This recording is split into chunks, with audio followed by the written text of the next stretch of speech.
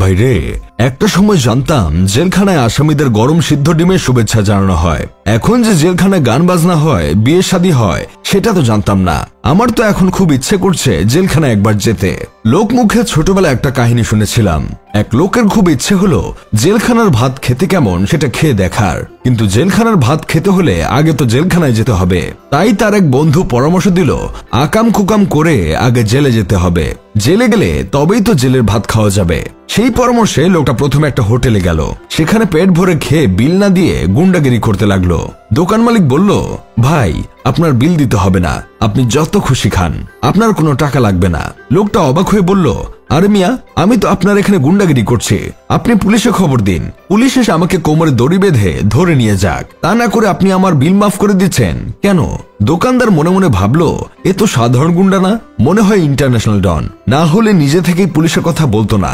আরো ভয় পেয়ে দোকানদার বলল, আপনার যখন ইচ্ছা তখন দোকানে এসে খেয়ে যাবেন, আমি কখনোই পুলিশে খবর দিব না। লোকটা মন খারাপ করে চলে গেল।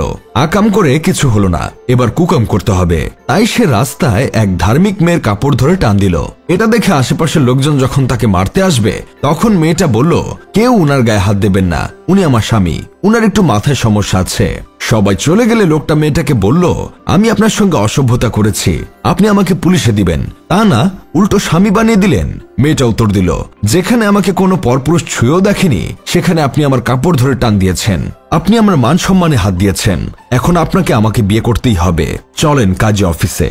লোকটা হতবাক হয়ে বলল, আপনি কোথায় আমাকে পুলিশে দেবেন, তা না করে উল্টো বিয়ের কথা বলছেন, আপনার মাথায় সমস্যা আছে। এই বলে লোকটা দৌড়ে পালিয়ে গেল।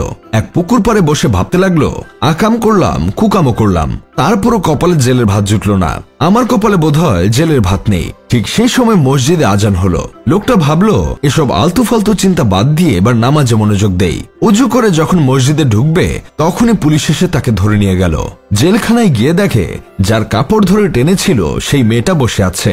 ওসি সাহেব লোকটাকে জেলে না ঢুকিয়ে মেয়েটার সঙ্গে বিয়ে দিয়ে দিলেন। শুনেছি ওপরের ঘটনা নিয়ে নাটকও হয়েছে।